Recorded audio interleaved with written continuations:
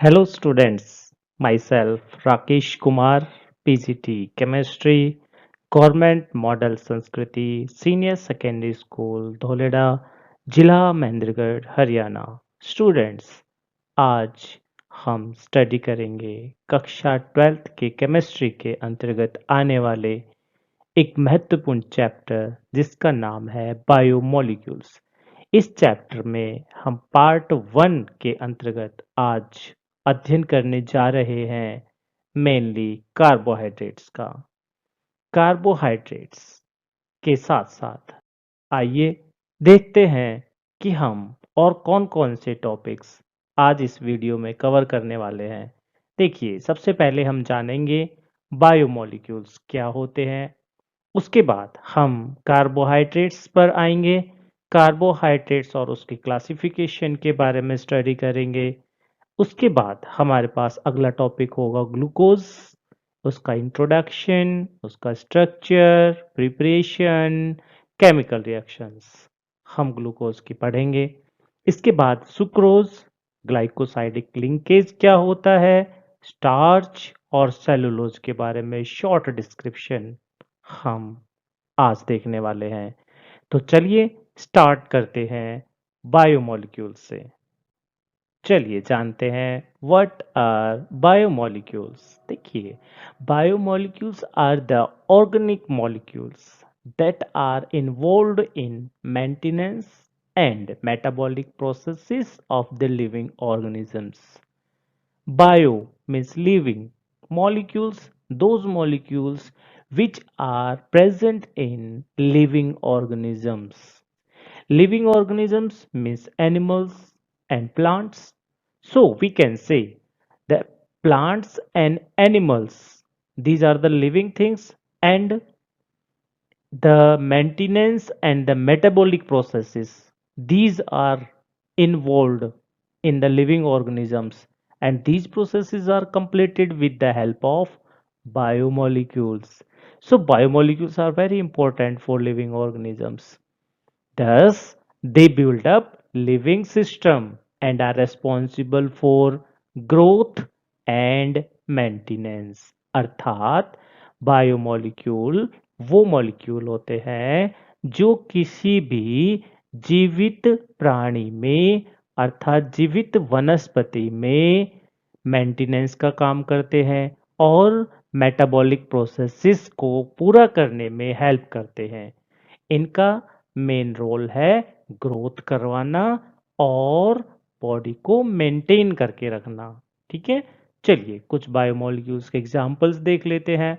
Some of the common examples of biomolecules are number 1 carbohydrates, 2 proteins, 3 lipids, 4 nucleic acids and 5 ATP molecules.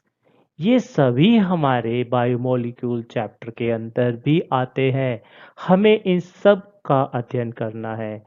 सबसे पहले हम अपना पहला जो बायोमोलिक्यूल है कार्बोहाइड्रेट, उसको लेना है कि कार्बोहाइड्रेट्स क्या होते हैं।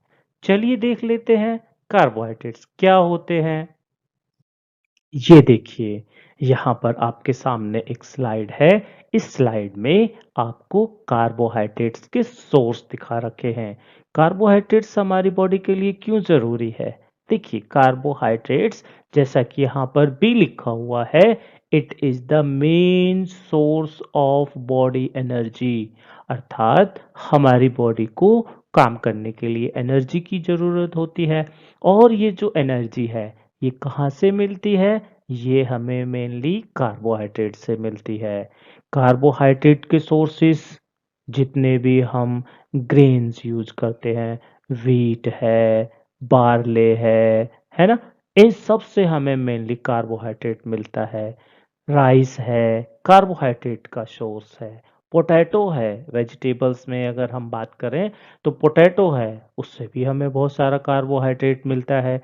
तो कार्बोहाइड्रेट जो है, जो हम ज़्यादातर फूड यूज़ करते हैं, उनसे हमें कार्बोहाइड्रेट काफ़ी मात्रा में मिलता है।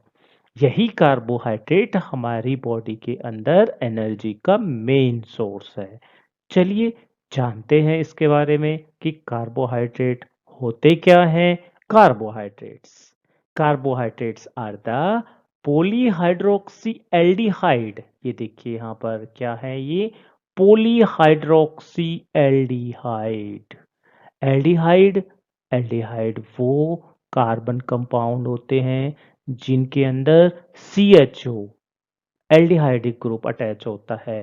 तो इनमें क्या होगा, CHO वाले वो ऑर्गेनिक कंपाउंड होंगे जो कार्बोहाइड्रेट को बनाने में मेन हेल्प करेंगे। इसके अलावा पॉलीहाइड्रोक्सी एल्डिहाइड के साथ साथ कीटोन ग्रुप भी, पॉलीहाइड्रोक्सी कीटोन, पॉलीहाइड्रोक्सी एल्डिहाइड, ये प्रेजेंट होंगे। ठीक है, तो carbohydrate are the polyhydroxy aldehyde, या तो एल्डिहाइड को हम बोलेंगे, और पॉलीहाइड्रोक्सी कीटोन और the compound which upon hydrolysis produce the polyhydroxyaldehyde or ketone. Simply, what are carbohydrates? Carbohydrates are the compounds which on hydrolysis gives polyhydroxyaldehyde और polyhydroxyketone। अर्थात carbohydrate वो कंपाउंड होते हैं जिनका हाइड्रोलाइसिस करवाया जाए तो हमें क्या मिलेगा, पॉलीहाइड्रोक्सी मिलेंगे या पॉलीहाइड्रोक्सी एल्डिहाइड मिलेंगे। ठीक है, they are optically active due to presence of chiral carbon. Chiral carbon होने की वजह से ये ऑप्टिकली एक्टिव है। What are optically active? Optically active are दो substances when a plane polarized light are strike to them then they show rotation, rotation show करते हैं। They may rotate towards right side, they may rotates from left side. If they rotate from the right side they are called dextro-rotatory. If they shows rotation from the left side, that is called levorotatory. तो हमारे पास जो carbohydrates हैं वो optically active substance होते हैं, अर्थात इनके ऊपर जब लाइट गिरेगी तो इनके मॉलिक्यूल के अंदर रोटेशन होगी, अर्थात प्लेन पोलराइज लाइट की प्रेजेंस में they shows rotation, they shows dex rotation, they may show levo rotation. Okay, they are also called saccharides. They are also called saccharide. Saccharides means, saccharides देखिए एक Latin word है जो saccharum से बना है। Saccharum का मतलब होता है सुगर। सुगर का नाम आते ही आपको याद आ गया होगा, द स्वीट टेस्ट सब्सटेंस, ऐसा पदार्थ जो मीठा है, सुगर। तो जो हमारे पास सैकराइड्स हैं, अर्थात कार्बोहाइड्रेट्स को हम क्या बोल सकते हैं, कार्बोहाइड्रेट्स को हम बोलते हैं सैकराइड्स। और सैकराइड्स जो है क्या है, सैकराइड्स वो सब्सटेंस हैं जो टेस्ट में स्वीट होते हैं, मीठे होते हैं। तो carbohydrates are also called saccharides and they are sweet in taste, वो मीठे होते हैं। ठीक है, चलिए अब हम आते हैं क्लासिफिकेशन ऑफ कार्बोहाइड्रेट्स पर।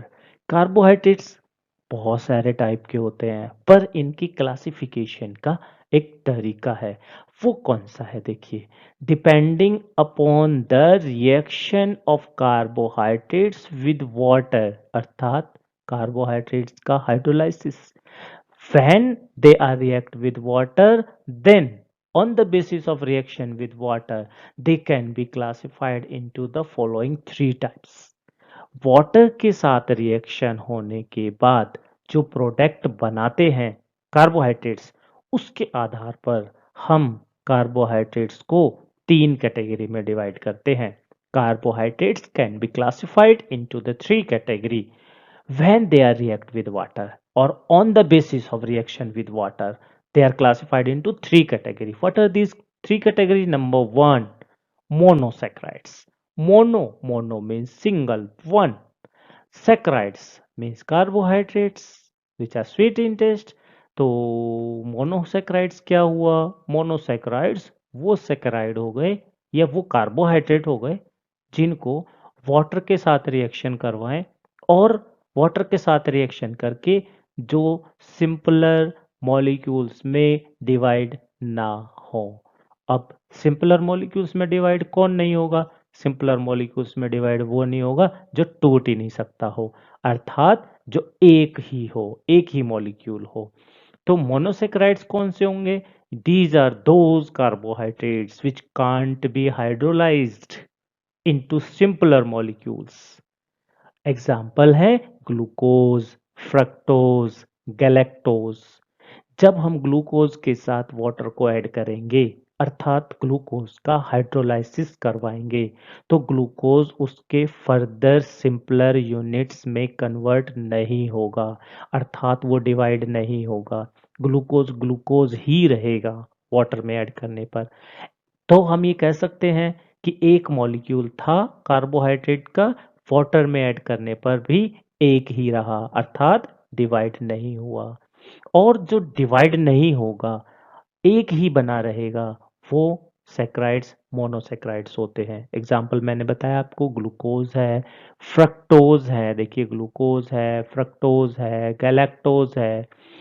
ये हमारे पास कुछ ऐसे एग्जाम्पल्स है जो मोनोसैकराइड्स है। ठीक है, चलिए दूसरा था हमारे पास डाइसैकराइड्स। डाई का मतलब क्या होता है? डाई का मतलब देखिए होता है टू, अर्थात वो सैकराइड्स जो वाटर में ऐड करने पर, अर्थात हाइड्रोलाइसिस करवाने पर दो सिंपलर यूनिट्स में टूट जाए, स्प्लिट हो जाए, डिसोशिएट हो जाए। those carbohydrates which on hydrolysis gives two monosaccharides। वो कार्बोहाइड्रेट्स जो वाटर में ऐड करवाएं, हाइड्रोलाइसिस करवाएं, तो दो मोनोसैक्राइड्स जो है वो प्रोड्यूस कर दे, उसको बोलते हैं हम डाइसैक्राइड्स। जैसे सुक्रोज है, सुक्रोज को वाटर में ऐड करेंगे तो ये दो यूनिट में डिवाइड हो जाएगा। सिमिलरली लैक्टोज है, लैक्टोज को, माल्टोज को जब हम वाटर में ऐड करते हैं तो वो दो पार्ट्स में टूट जाता है। सुक्रोज है, सुक्रोज का हम आगे इसमें स्प्लिट भी देखेंगे, हाइड्रोलाइसिस भी देखेंगे, वाटर के साथ रिएक्शन देखेंगे। वहां हम देखेंगे कि जो सुक्रोज है वो दो पार्ट में टूट जाता है। ग्लूकोज और फ्रक्टोज दो पार्ट बनते हैं वहां पर।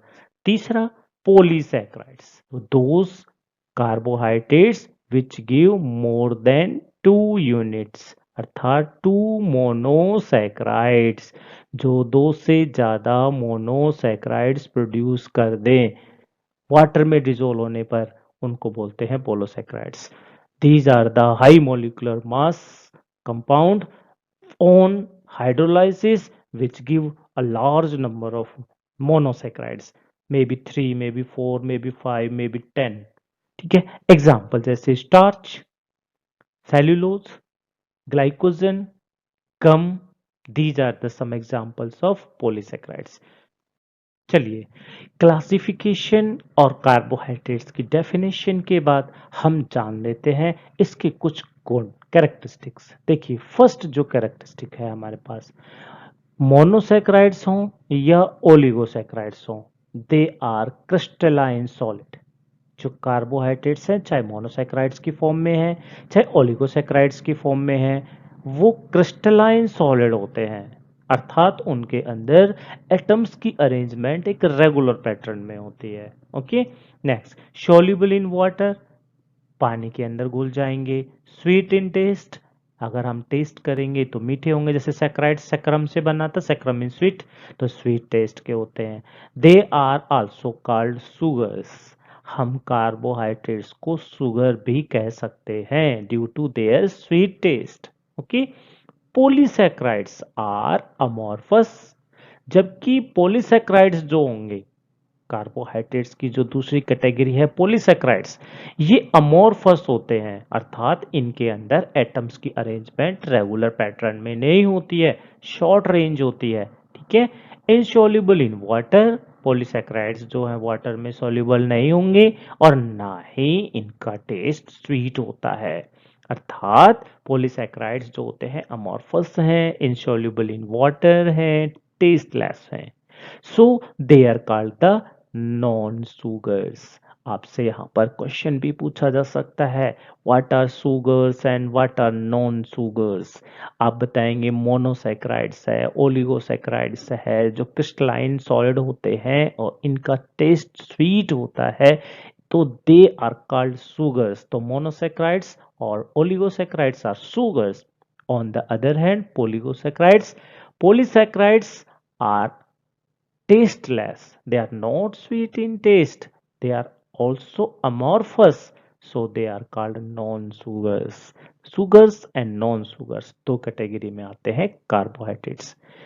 सुगर्स की कैटेगरी में मोनोसेक्राइड्स और ओलिगोसेक्राइड्स, जबकि नॉन सुगर की कैटेगरी में आपको याद रखना है पॉलीसेक्राइड्स। ओके, एग्जाम्पल हमने पीछे बताए थे पॉलीसेक्राइड्स के।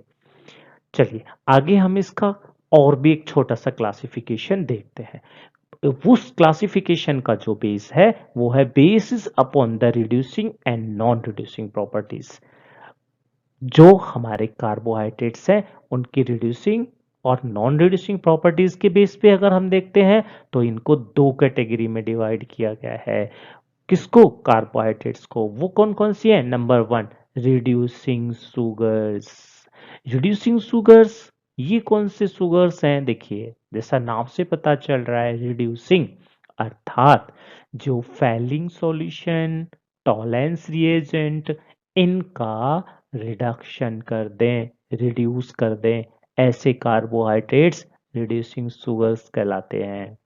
समझे क्या होगा reducing sugars?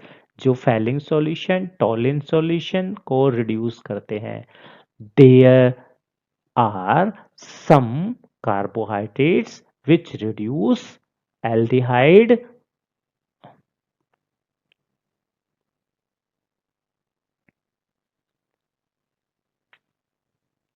reducing sugars. These are the carbohydrates which contains free aldehyde and ketonic group. क्या होगा? जो इसमें एल्डिहाइडिक ग्रुप है CHO, ये कीटोनिक ग्रुप है CO, वो फ्री होंगे एंड क्या करेंगे? रिड्यूसिस फैलिंग सॉल्यूशन और टॉलेंस रिएजेंट। जैसे माल्टोज है, लैक्टोज है, ये क्या करते हैं?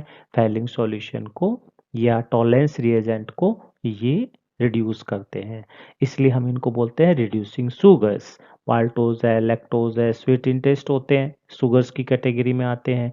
प्लस क्या करेंगे? फैलिंग सॉल्यूशन को, टॉलेंस रिएजेंट को रिड्यूस कर देंगे। That is why they are called the reducing sugars. Okay, they contains free aldehydic and ketonic group. चलिए अब हम कुछ इंपॉर्टेंट कार्बोहाइड्रेट्स के बारे में स्टडी कर लेते हैं। कार्बोहाइड्रेट्स जिसमें हमने सबसे पहले एग्जाम्पल के रूप में लिया था ग्लूकोज। ग्लूकोज जो मोनोसैकराइड्स है, ग्लूकोज इट्स अ मोनोसैकराइड्स, अर्थात when it is hydrolysed with water then it doesn't split, it do not give any more other kind of the molecule. So glucose is a monosaccharide से, it do not split। ठीक है, its formula is C6H12O6। Glucose का formula तो आप बहुत पहले से जानते होंगे, C6H12O6। It is present in sweet fruits and in Honey. बहुत सारी जो भी चीजें हमें स्वीट लगती है उनमें ज्यादातर ग्लूकोज प्रेजेंट होता है। जैसे मेनली ये स्वीट फ्रूट्स के अंदर होता है और हनी के अंदर होता है। तो ग्लूकोज याद रखना है मोनोसैकराइड्स है जिसका फॉर्मूला C6H12O6, अर्थात इसके अंदर 6 कार्बन एटम्स हैं और 6 ही ऑक्सीजन एटम्स हैं और हाइड्रोजन यहाँ पर 12 है। मीन्स हाइड्रोजन और ऑक्सीजन कंबाइन होकर के OH, कुछ तो OH के रूप में जुड़ जाएंगे कार्बन की चेन के साथ और कुछ जो H की फॉर्म में जुड़ जाएंगे। इसकी स्ट्रक्चर भी हम जानेंगे। उससे पहले है हमारे पास प्रिपरेशन ऑफ ग्लूकोज। चलिए देखते हैं प्रिपरेशन ऑफ ग्लूकोज। ग्लूकोज को हम कैसे प्रिपेयर कर सकते हैं? हमारे पास इसके कुछ मेथड्स हैं। जैसे पहला है फ्रॉम सुक्रोज। ग्लूकोज हमें बनाना है तो हम सुक्रोज से बना सकते हैं। हमने पीछे पढ़ा था अभी डाइसैक्राइड्स। डाइसैक्राइड्स जो वाटर के साथ ऐड होकर के एक से ज्यादा अर्थात दो दो सिंपल मोनोसैक्राइड्स प्रोड्यूस कर दें, उनको डाइसैक्राइड्स कहते हैं। तो सुक्रोज जो है वो डाइसैक्राइड्स का एग्जाम्पल है। डाइसैक्राइड्स का फॉर्मूला यहाँ पर सुक्रोज जो है उसका फॉर्मूला C12H22O11। जब हम इस सुक्रोज को देखिए वाटर के साथ ऐड कर रहे हैं अर्थात हाइड्रोलाइसिस करवा रहे हैं in the presence of H2SO4, then it gives glucose and gives the fructose. तो यहाँ पर जो ग्लूकोज है उसका हाइड्रोलाइसिस हुआ तो दो मोनोसैक्राइड्स बन गए, एक ग्लूकोज बन गया एक फ्रक्टोज बन गया। तो ये हमारे पास डाइसैक्राइड हो गया सुक्रोज। तो ये हमारी प्रिपरेशन भी हो गई ग्लूकोज की। अगर हमें ग्लूकोज बनाना है तो हमें सुक्रोज लेना होगा जिसका फॉर्मूला C12H22O11 होगा। उसके साथ हम वाटर ऐड कर देंगे, साथ में कुछ थोड़ा सा H2SO4 भी डाल देंगे वहां पर। जब हम H2SO4 को ऐड करेंगे रिएक्शन स्टार्ट होगी। रिएक्शन स्टार्ट होने के बाद ग्लूकोज और फ्रक्टोज दो मोनोसैक्राइड्स वहां पर बनने वाले हैं। हमें चाहिए था ग्लूकोज, तो ग्लूकोज यहाँ पर बन के रेडी है। ठीक है, चलिए दूसरा देखते हैं। दूसरा हम इसको स्टार्च से बना सकते हैं। स्टार्च जो होता है, स्टार्च कैसा है, स्टार्च जो है वो पॉलीसैक्राइड है और इसके अंदर बहुत सारे मोनोसैक्राइड शामिल है। जब हम इसको भी हाइड्रोलाइसिस करवाते हैं, देखिए वाटर के साथ ऐड किया इन द प्रेजेंस ऑफ H2SO4 और 393 kelvin 2 to 3 atmospheric pressure condition के ऊपर, तो इसने large number of an number of the glucose molecules यहाँ पर दे दिए। तो ये पॉलीसैक्राइड्स, स्टार्चेज पॉलीसैक्राइड्स बहुत सारे इसके अंदर मोनोसैक्राइड्स शामिल हैं अर्थात ग्लूकोज शामिल हैं। और स्टार्च का फॉर्मूला C6H10O5। ठीक है, और n वाटर मॉलिक्यूल्स की प्रेजेंस हम अर्थात इसको ऐड कर रहे हैं वाटर को, और H2SO4 की प्रेजेंस और 393 kelvin temperature 2 to 3 atmospheric pressure पर ये हमें number of glucose molecules provide करेगा। तो हमें ग्लूकोज बनाना है तो हम स्टार्च से बना सकते हैं, हम सुक्रोज से बना सकते हैं। अब हम आते हैं प्रिपरेशन के बाद स्ट्रक्चर ऑफ ग्लूकोज। ग्लूकोज की स्ट्रक्चर देखिए, ग्लूकोज की स्ट्रक्चर जैसा अभी हमने देखा कि ग्लूकोज का जो फॉर्मूला है वो क्या होता है, C6, 6 कार्बन एटम होते हैं इसके अंदर, और कितने एटम्स होते हैं, 12 हाइड्रोजन के एटम्स होते हैं, और साथ में ऑक्सीजन के कितने एटम्स हैं, ऑक्सीजन के भी 6 एटम्स हैं। तो C6H12O6 इसकी ओपन चेन स्ट्रक्चर यहां पर दी गई है जिसे फिशर ने दी थी, और इसे फिशर प्रोजेक्शन फॉर्मूला या फिशर मॉडल या फिशर स्ट्रक्चर ऑफ ग्लूकोज भी कहा जाता है। ध्यान रखिएगा इस स्ट्रक्चर को, इंपॉर्टेंट है। एग्जाम में कई बार पूछा जाता है फिशर स्ट्रक्चर बनाइए ग्लूकोज की, draw the Fischer projection formula for glucose. तो आपको यहाँ पर बताना है, देखिए ये हमारे पास एक जो ग्लूकोज है उसकी फिशर मॉडल की स्ट्रक्चर है। यहाँ पर 6 कार्बन एटम्स हैं, जैसे कार्बन नंबर 1, एक कार्बन यहाँ पर है 2, एक कार्बन यहाँ पर है 3, एक कार्बन यहाँ पर है 4, और एक कार्बन यहाँ पर है 5, और एक कार्बन यहाँ पर है 6। 6 कार्बन एटम हो गए। ठीक है, और मैंने बताया कार्बन तो 6 हो चुके हैं। अब हमारे पास क्या है, हाइड्रोजन है, ये वाले हाइड्रोजन कितने, 12। तो 12 हाइड्रोजन, एक यहाँ पर हाइड्रोजन जुड़ जाएगा। अच्छा, एक हाइड्रोजन हम ऊपर जोड़ेंगे, क्यों, ये देखिए ये वाला जो पार्ट है ना, ये कंपलसरी है यहाँ पर एक हाइड्रोजन को जोड़ करके बनाना। क्यों, क्योंकि हमने पढ़ा कार्बोहाइड्रेट्स क्या होते हैं, वो पॉलीहाइड्रोक्सी, एल्डिहाइड या फिर कीटोन। तो इसमें हमारे पास एल्डिहाइडिक ग्रुप होना जरूरी है या कीटोनिक ग्रुप होना जरूरी है। तो ये एल्डिहाइडिक ग्रुप हो गया। देखिए कार्बन यहाँ पर है CHO, और CHO जिन कंपाउंड्स में होता है उनको हम एल्डिहाइड कहते हैं। ये जो फंक्शनल ग्रुप है CHO जिसमें भी जुड़ा होता है उसको क्या बोलते हैं, एल्डिहाइड। तो यहाँ पर पहला जो कार्बन है, अगर हम इसको नंबर 1 ले रहे हैं, तो ये जो हमारे पास है यहाँ पर एक हाइड्रोजन जोड़ना है और एक डबल बॉन्ड से ऑक्सीजन जोड़ना है। ठीक है, तो ये हमारे पास CHO हो जाएगा। उसके बाद हमें क्या करना है, OH, फिर H, फिर OH और फिर OH। ये हमारे राइट साइड में आ जाएंगे। लेफ्ट साइड में नीचे से स्टार्ट करते हैं H, फिर H, फिर OH और फिर H। इस तरीके से हमारे पास यहाँ पर 12 हाइड्रोजन हो गए। इस तरीके से हमारे पास जो नंबर 1 कार्बन एटम है उसमें आपको याद रखना है नंबर 1 कार्बन एटम CH2OH। ये रहेगा CH2OH, इस कार्बन के साथ H2OH जुड़ा रहेगा। उसके बाद OH OH H H H ये आपके रहेंगे राइट साइड में, और लेफ्ट साइड में H H OH और H ये रहेगा। जो सिक्स्थ कार्बन एटम है उसके साथ CHO बनना चाहिए, वो कंप्लीट होना चाहिए। तो ये हमारे पास सिंपल स्ट्रक्चर थी, फिशर मॉडल था किसका, ग्लूकोज का। याद रखना है ये डी ग्लूकोज है, डेक्स्ट्रोरोटेटरी ग्लूकोज है। अगर हम लेवोरोटेटरी की बात करेंगे तो हमें साइड को रिवर्स करना पड़ेगा, साइड को रिवर्स करना पड़ेगा। ऊपर वाला जो CHO ग्रुप है वो तो वहीं का वहीं रहेगा, साथ में जो नीचे वाला जो एक नंबर पे CH2OH था वो भी सेम वहीं रहेगा। बदलेगा क्या, बाकी जो ये हाइड्रोजन और OH जो जुड़े हुए थे ना राइट साइड वाले, वो लेफ्ट साइड में आ जाएंगे। देखिए यहाँ पर ये राइट साइड में था इधर, और ये किधर आ गया है, लेफ्ट साइड में आ गया है। और जो इधर लेफ्ट साइड में थे ये वाले, ये इधर राइट साइड में आ जाएंगे। टॉप और बॉटम वाले कार्बन के साथ जो एटम्स अटैच है वो वहां पे वैसे के वैसे रखने हैं, और बीच वाले जो है उनकी साइड चेंज कर देनी है। तो इस तरीके से हमारे पास जो साइड चेंज करने के बाद कॉन्फ़िगरेशन बनेगी वो लेवोरोटेटरी ग्लूकोज की बनेगी, अर्थात डेक्स्ट्रोरोटेटरी डी ग्लूकोज और लेवोरोटेटरी एल ग्लूकोज। ये हमारे पास फिशर प्रोजेक्शन फॉर्मूला है ग्लूकोज का। ठीक है, चलिए आगे चलते हैं, हम ग्लूकोज की स्ट्रक्चर्स के बारे में थोड़ा सा पढ़ें।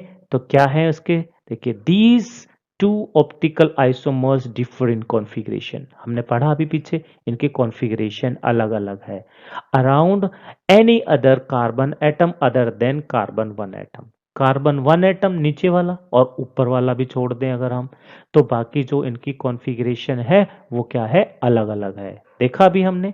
दूसरा, in D-glucose, OH group on the first chiral carbon atom from the bottom is on the right side। मैंने आपको दिखाया था स्ट्रक्चर के अंदर कि जो नीचे जो हमारे पास कार्बन नंबर 1 है, फर्स्ट चिरल कार्बन एटम है, उसके साथ CH2OH तो नीचे आ ही जाएगा, उसके अगले पे जो है वो OH राइट साइड में रहेगा। किस में, डी ग्लूकोज में। जबकि एल ग्लूकोज के अंदर जो OH ग्रुप है that will be towards the left side, उसमें जो कार्बन एटम के साथ OH है वो लेफ्ट साइड के अंदर होने वाला है। इस तरीके से लेफ्ट साइड के अंदर होगा, जो कार्बन के साथ अटैच है, इधर H आ जाएगा उसके अंदर। तो ये जो है ये तो लेफोरेटरी के अंदर होगा, और इधर जो है हमारे पास ये जो हाइड OH है ये राइट साइड में जुड़ा हुआ है, इसके लेफ्ट साइड में H जुड़ा रहेगा, तो वो हमारे पास कौन सा है, डी ग्लूकोज है, अर्थात डेक्स्ट्रोरोटेटरी है, उसको हम डेक्स्ट्रोरोटेटरी कहेंगे। तो ये चीज हमें ध्यान रखनी है।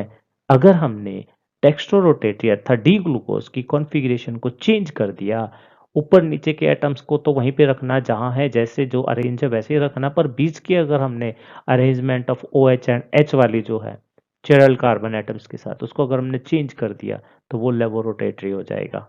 ठीक है, स्ट्रक्चर ऑफ ग्लूकोज याद रखिएगा। ये हमारे पास एक और टाइप की स्ट्रक्चर है, ग्लूकोज की ही है। ये जो स्ट्रक्चर है याद रखना है, साइक्लिक स्ट्रक्चर है। cyclic structure cyclic structures are those structures in which no open end is present, it means closed ring is there। तो यहाँ पर हमें क्या करना है, जो ग्लूकोज के 6 एटम्स हैं, देखिए कार्बन नंबर एटम 1 2, ये हो गया यहाँ पर 2, ये हो गया यहाँ पर 3 carbon atom number 4, carbon atom number 5, carbon atom number 6, ये वाला नंबर 6, 6 कार्बन एटम्स हैं यहाँ पर। अब जो हमें साइक्लिक स्ट्रक्चर अगर उसकी बनानी है तो कौन सी है, ये डी ग्लूकोज की है। साइक्लिक स्ट्रक्चर अगर हमें बनानी है तो साइक्लिक स्ट्रक्चर में हमको पहले कार्बन को O के साथ कनेक्ट करते हुए हमें पांचवें कार्बन से जोड़ देना है। जो पहला कार्बन था अर्थात 6 नंबर पे जो यहाँ स्ट्रक्चर में दिखा रखा है CH2OH, ये CH2OH एज इट इज रहेगा, इसके साथ हमें नहीं बनाना है। अर्थात हमें पहले कार्बन का, याद रखिएगा आप, कार्बन नंबर 1 को किसके साथ लिंक करेंगे, कार्बन नंबर 5 जो है उसके साथ लिंक करेंगे। ठीक है, अगर वो लिंकेज, देखिए OH राइट साइड में है इधर, OH जो है वो राइट साइड में है, पहला जो OH है, इट मीन्स ये डेक्स्ट्रोरोटेटरी ग्लूकोज है। तो इस टाइप से जो हमारे पास लिंकेज होगा, OH राइट साइड में है तो अल्फा डी ग्लूकोज कहलाएगा। और अगर हम कॉन्फ़िगरेशन को चेंज कर दें, ठीक है? कैसे कॉन्फ़िगरेशन को चेंज कर दें देखिए, पहला है हमारे पास यहाँ पे O के साथ और ये 5वें से जुड़ा हुआ है। जो जो यहाँ पर कॉम्बिनेशन है वो तो सेम है, बट ये देखिए ऊपर वाला जो है यहाँ पर OH रिवर्स डायरेक्शन हो गई है, OH की डायरेक्शन जो है वो रिवर्स हो गई है। अगर ऐसा है तो हम उसको बीटा डी ग्लूकोज कहेंगे, अर्थात OH राइट साइड से पोजीशन चेंज कर दे और लेफ्ट साइड में चला जाए। नंबर 1 कार्बन वाले की बात कर रहे हैं हम, कार्बन नंबर 1 के साथ जो OH और H है उसकी डायरेक्शन रिवर्स हो जाती है, that is called beta D glucose. उसको बीटा डी ग्लूकोज कहा जाता है। तो साइक्लिक स्ट्रक्चर में हमें याद रखना है कौन सी बात, कार्बन 1 को कार्बन 5 के साथ O को बीच में लेते हुए, O एटम को बीच में कंबाइन करते हुए हमें बॉन्ड बनाना है, ठीक है। चलिए अब हम जानते हैं ग्लूकोज की कुछ केमिकल प्रॉपर्टीज के बारे में। केमिकली ग्लूकोज जब रिएक्शन करता है डिफरेंट डिफरेंट सब्सटेंसेस से तो वह क्या बनाता है। पहला हमारे पास है रिएक्शन विद हाइड्रोजन आयोडाइड। देखिए ग्लूकोज है ये, ग्लूकोज को जब हम हाइड्रोजन आयोडाइड की प्रेजेंस में हीट करते हैं तो वो एन हेक्सेन बनाता है, अर्थात एक सीधी स्ट्रेट चेन बना देता है 6 कार्बन एटम्स की। ये वैसे तो यहाँ पर हम इसको साइक्लिक में रिप्रेजेंट करते हैं या सीधा बनाते हैं, सीधा तो रहता ही है, पर साइक्लिक स्ट्रक्चर है तब भी या सिंपल है तब भी हम उसको हाइड्रोजन आयोडाइड की प्रेजेंस देकर के हीट कर दें, that will give only a straight line structure provide करता है, जिसको हम बोलेंगे एन हेक्सेन। तो हाइड्रोजन आयोडाइड के साथ ग्लूकोज रिएक्शन करके क्या बनाएगा, एन हेक्सेन बनाएगा, किसकी प्रेजेंस में, आयोडाइड और हीट करने पर, ठीक है। दूसरी प्रॉपर्टीज देखिए, रिएक्शन विद हाइड्रोक्सिलामाइन NH4OH, हाइड्रोक्सिलामाइन के साथ रिएक्शन करवाएंगे तो क्या बनेगा, ग्लूकोज है ये हमारे पास, उसको हाइड्रोक्सिलामाइन की प्रेजेंस दी तो एल्डोक्साइम बन गया। यहाँ पर देखिए एल्डोक्साइम, जो कार्बन है उसके 4 कार्बन एटम सीधे चेन के अंदर इस तरीके से OH के साथ जुड़े रहेंगे, CH2OH, और ऊपर जो यहाँ पर था इसके अंदर चेंज आ जाएगा, जो NaOH है ये NH4OH है। देखिए यहाँ जो ये NH4OH है, ये NH4OH यहाँ आकर के इसमें ऐड हो जाएगा डबल बॉन्ड के साथ और क्या बन जाएगा, एल्डोक्साइम बन जाएगा, एल्डोक्साइम, ठीक है। चलिए अगला जो प्रॉपर्टी है हमारे पास रिएक्शन विद ब्रोमीन वाटर है। जब हम ग्लूकोज को ब्रोमीन वाटर के साथ रिएक्शन करवाते हैं तो ग्लूकोनिक एसिड प्रोड्यूस करता है। ये ग्लूकोनिक एसिड है COOH, यहाँ पर एसिड की अंदर चेंज हो जाएगा, एसिड फॉर्मेशन हो जाएगी gluconic acid.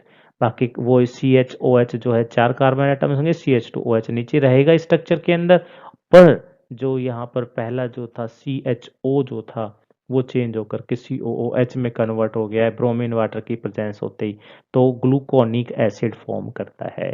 Chemical properties glucose में बताएंगे, फर्स्ट हाइड्रोजन आयोडाइड के साथ रिएक्शन करता है जब ग्लूकोज हीट करने पर एनहेक्सेन देता है। दूसरा हाइड्रोक्सिलामाइन के साथ रिएक्शन करवाते हैं तो डबल बॉन्ड के साथ नाइट्रोजन जो कार्बन है उसके साथ कंबाइन हो जाएगा, पहला कार्बन उसके साथ कंबाइन हो जाएगा, OH भी उसमें ऐड हो जाएगा और क्या बना देगा, साथ में हमारे पास देगा वो एल्डोक्साइम।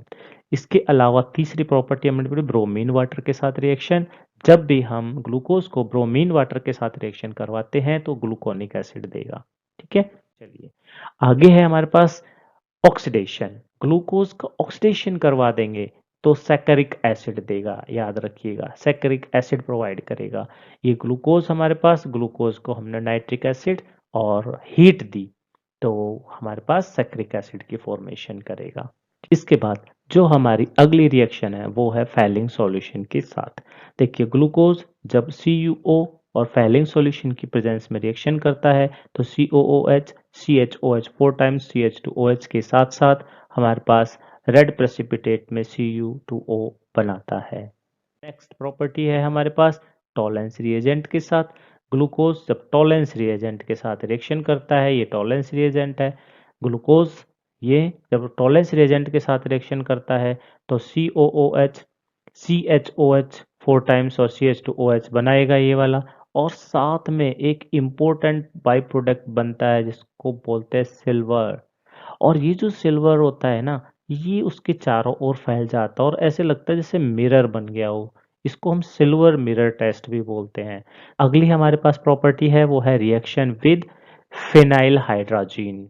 फिनाइल हाइड्राजीन के साथ जब हम इसका रिएक्शन करवाते हैं ग्लूकोज का, तो हमारे पास डी ग्लूकासाजोन बनता है। देखिए डी ग्लूकासाजोन बनेगा। ठीक है, तो ये कुछ ऐसी केमिकल प्रॉपर्टीज हैं ग्लूकोज की जो हमें पढ़नी है। नेक्स्ट ग्लूकोज के बाद हमारे पास कार्बोहाइड्रेट्स में आता है सुक्रोज। सुक्रोज क्या होता है? जैसा हमने बताया था कि सुक्रोज डाइसेक्राइड्स है। हमने पहले भी पढ़ा कि सुक्रोज का जो हम हाइड्रोलाइसिस करवाते हैं तो ग्लूकोज और फ्रक्टोज तो वहां पर मोनोसेक्राइड बनते हैं। तो sucrose is a disaccharides. On hydrolysis it give equimolar mixture of D glucose and D fructose. ये हमें वाटर के साथ ऐड होने पर क्या करता है, ग्लूकोज और फ्रक्टोज दो सिंपल मोनोसैकराइड्स प्रोड्यूस करता है ना। तो इस तरीके से sucrose is a disaccharide. Sucrose disaccharides होते हैं जिनका हाइड्रोलाइसिस होता है तो ग्लूकोज फ्रक्टोज दो यूनिट बनती है। इसके बाद एक अगला जो हमारा टॉपिक है वो है ग्लाइकोसाइडिक लिंकेज। ये जो टॉपिक है ये इंपॉर्टेंट टॉपिक है, ग्लाइकोसाइडिक लिंकेज। देखिए ईथर लिंकेज, अर्थात ईथर कौन होते हैं, आर एल्काइल ग्रुप के साथ फिर ऑक्सीजन आ जाए और फिर एक और एल्काइल ग्रुप आ जाए। ठीक है, एल्काइल ग्रुप में भी सेम और में भी डिफरेंट। अगर सेम है तो सिमेट्रिकल ईथर, अगर ये दोनों अलग अलग हैं, आर आर वन अलग अलग हैं तो एसिमेट्रिकल ईथर। तो क्या होता है glycosidic linkage? Glycosidic linkage ether linkage होता है, अर्थात इधर भी कोई ना कोई कार्बन होगा, कोई अल्काइल ग्रुप होगा, इधर भी होगा और बीच में क्या होगा, ओ आ जाएगा, तो हम कह सकते हैं ether linkage combining two monosaccharides. Glycosidic linkage क्या होता है, दो मोनोसैकराइड्स को यदि हम ईथर के साथ जोड़ दें, ईथर को बीच में दे करके और दो मोनोसेक्राइड्स यूनिट को अगर हम जोड़ देते हैं तो ये जो जोड़ना है ये कहलाता है glycosidic linkage. What is glycosidic linkage? The ether linkage containing two monosaccharide is known as glycosidic linkage. देखिए यहाँ पर दिखा रखा है, ये हमारे पास डी ग्लूकोज है, अल्फा डी ग्लूकोज, एक इधर हमारे पास अल्फा डी फ्रक्टोज है, दोनों क्या है, मोनोसेक्राइड्स है ना। और दोनों को हमने यहाँ किससे जोड़ रखा है, ओ की हेल्प से जोड़ रखा है। तो ये जो कनेक्शन है यहाँ पर, ये जो लिंकेज है, मैंने जिसको सर्कल किया हुआ है, ये वाला जो लिंकेज है, इधर भी कार्बन है, इधर भी कार्बन है और बीच में ओ है। तो कार्बन हो गया, कार्बन हो गया मीन्स कोई भी अल्काइल ग्रुप हो गया और बीच में ओ आ गया, तो क्या बन गया है, ग्लाइकोसाइडिक लिंकेज। तो सुक्रोज जो होता है, सुक्रोज, अभी हमने पीछे पढ़ा कि सुक्रोज डाइसेक्राइड है जिसका हाइड्रोलाइसिस करते हैं तो ग्लूकोज और फ्रक्टोज बनता है। दो यूनिट थी, वो दो यूनिट कैसे जुड़ी हुई थी सुक्रोज के अंदर, वो दोनों यूनिट इस तरीके से ग्लाइकोसाइडिक लिंकेज से जुड़ी हुई थी। तो सुक्रोज के अंदर ग्लाइकोसाइडिक लिंकेज प्रेजेंट होता है। ठीक है, अगला जो टॉपिक है वो छोटा सा topic, short description, starch. Starch क्या होता है, कहाँ से मिलता है, क्या काम आता है? देखिए पहला, main source of the starch are wheat, maize, rice, potato, barley. Starch इन सब से मिलता है। व्हाइट अमorphous powder insoluble in cold water, polysaccharides था, है ना स्टार्च। बहुत सारे इसके अंदर मोनोसेक्राइड्स होंगे जब इसका हाइड्रोलाइसिस करवाएंगे तो स्टार्च जो होता है कहाँ से मिलता है, व्हीट से मिलता है, मेज से मिलता है, राइस, पोटैटो, बार्ले, इनसे सबसे। अमॉर्फस होता है, मॉलिक्यूल्स के अरेंजमेंट रेगुलर नहीं है, इनसॉल्युबल होता है कोल्ड वाटर में। Next, it is polymer of alpha glucose and consist of two component amylose and amylopectin. जो हमारे पास स्टार्च है ये अल्फा ग्लूकोज का पॉलीमर है, अर्थात स्टार्च के अंदर अल्फा ग्लूकोज की बहुत सारी यूनिट्स प्रेजेंट है। Alpha glucose, alpha glucose, alpha glucose, alpha glucose, बहुत सारी यूनिट जुड़ी हुई है एन टाइम्स। और उनके अंदर दो मेन कंपोनेंट होते हैं, एक अमाइलोज और दूसरा अमाइलोपेक्टिन। ठीक है, अमाइलोज क्या होता है, it is the linear polymer of alpha glucose अगर अल्फा ग्लूकोज सीधा लीनियर जुड़ा हुआ है, एक सीधी लाइन में जुड़ा हुआ है, अल्फा ग्लूकोज फिर उसके साथ अगला अल्फा ग्लूकोज फिर अल्फा ग्लूकोज फिर अल्फा ग्लूकोज सीधा लिंक में जुड़ा हुआ है, ग्लाइकोसाइडिक लिंकेज के साथ सीधी स्ट्रेट चेन में जुड़ा हुआ है, तो वो कहलाता है अमाइलोज। ठीक है। It is water soluble and gives blue color with iodine solution। Iodine के साथ ब्लू कलर देगा, साथ में वाटर के अंदर डिजोल्व हो जाएगा। कौन? एमाइलोज। दूसरा हमारे पास था अमाइलोपेक्टिन। अमाइलोपेक्टिन क्या होता है? सीधी स्ट्रेट चेन के साथ साथ ब्रांच्ड चेन में भी जुड़ा होता है, इसकी ब्रांचिंग भी होगी। स्ट्रेट चेन चल रही है, साथ में ब्रांचिंग भी है। ठीक है, स्ट्रेट चेन और ब्रांचिंग दोनों वहां पर प्रेजेंट है। तो ये क्या होगा फिर? वाटर के अंदर डिसॉल्व नहीं होगा और ना ही ये ब्लू कलर देगा आयोडीन के साथ। तो अमाइलोज और अमाइलोपेक्टिन में क्या डिफरेंस हो गया? अमाइलोज जो है वो होगा जिसके अंदर अल्फा ग्लूकोज की जो यूनिट्स हैं वो स्ट्रेट चेन में जुड़ी रहेंगी, लीनियर मॉलिक्यूल होगा, वाटर में डिसॉल्व हो जाएगा, ब्लू कलर दे देगा आयोडीन सॉल्यूशन के साथ। अमाइलोपेक्टिन इसका रिवर्स है, स्ट्रेट चेन तो है ही बट साथ में वो क्रॉस लिंक्ड भी है चेन आपस में, अर्थात ब्रांच्ड भी है। तो ब्रांचिंग होने की वजह से काफी कॉम्प्लिकेटेड हो जाता है, वो वाटर में डिजोल्व नहीं होगा और ना ही ब्लू कलर देगा आयोडीन सॉल्यूशन के साथ। ठीक है। इसके बाद हमारे पास सेल्यूलोज। सेल्यूलोज भी एक लीनियर पॉलीमर है। देखिए, cellulose is a linear polymer of beta glucose. जैसे स्टार्च था अल्फा ग्लूकोज की यूनिट थी, यहाँ पर अगर बीटा ग्लूकोज है और वो सीधे स्ट्रेट चेन में जुड़ा हुआ है, तो उससे क्या बनेगा? उससे बनेगा हमारे पास सेल्यूलोज। तो सेल्यूलोज बीटा ग्लूकोज की लीनियर स्ट्रक्चर, बहुत सारे molecules beta glucose beta glucose beta glucose इस तरीके से जुड़ते चले जाएं और एक लीनियर स्ट्रक्चर बना दे लंबी, तो वो कहलाएगा cellulose. It consist of bundles of polymeric chains which are held together by hydrogen bonding। यहाँ पर चेन बनेगी, हाइड्रोजन बॉन्डिंग रहेगी, पॉलीमरिक चेन्स होगी, बंडल्स होंगे उस चेन्स के, सीधी स्ट्रेट चेन, चेन चेन ऐसे बहुत सारी चेन।